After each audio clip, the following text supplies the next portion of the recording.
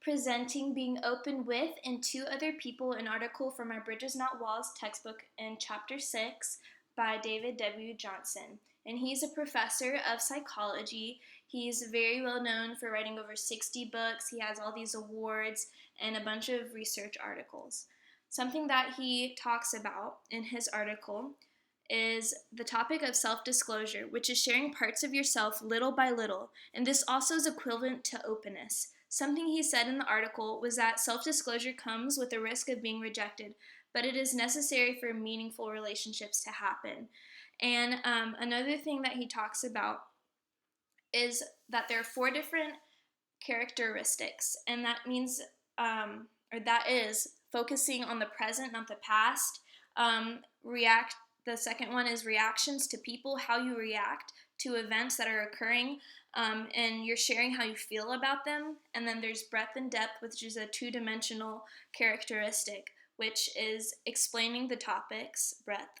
Depth is explaining them in a more personal, deeper way in details. And then in the early stages of that relationship, you want to match the level of the sharing that you receive.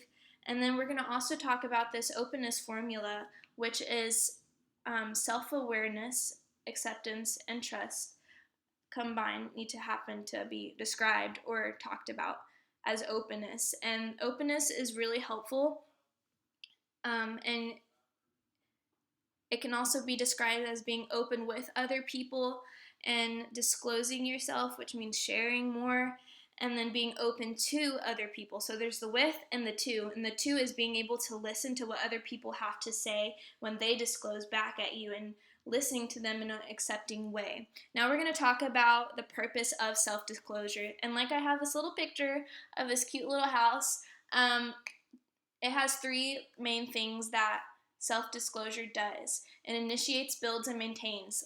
As we imagine and start to plan building a house, if you have lots of money, I don't know, you initiate that process, and then you build your house. You build that self-disclosing relationship, and then you have to maintain it like you take care of your house. You have to maintain that relationship. And then this impacts your relationship in 3 different ways. Helps you get to know the person on a deeper level. It also helps discover common goals, interests, values that you all share. And then it also helps achieve those goals that you have by combining forces. And this also has 8 benefits why you should self-disclose.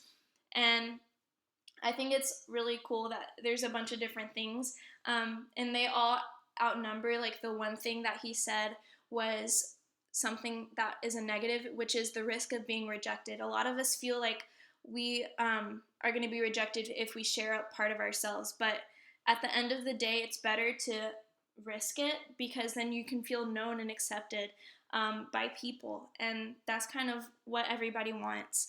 And then this is also something to note, is that there's times when you should self-disclose and times when you shouldn't.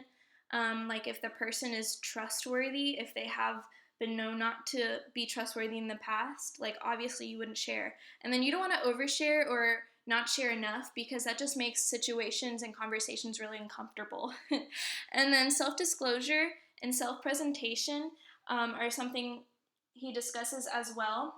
In self-presentation, this is where you basically form or shape others' impressions of you in specific ways in order to gain influence, in order to gain power, sympathy, approval of them.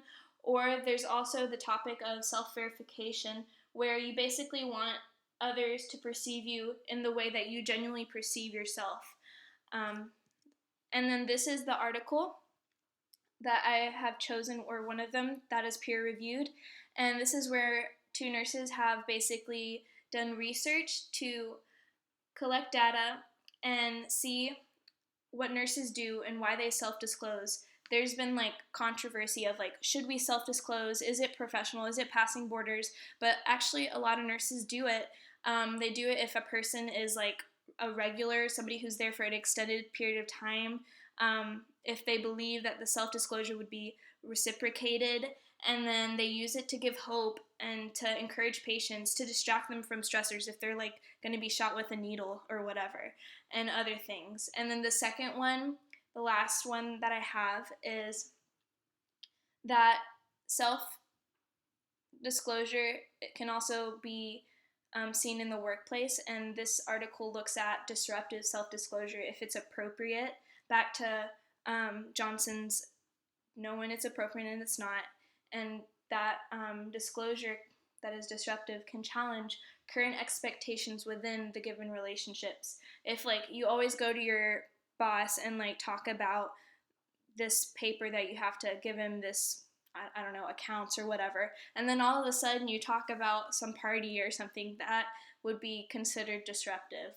And then this all relates together from all the chapters that we've read and discussed in the past. Thank you so much for watching. I hope you have a great day.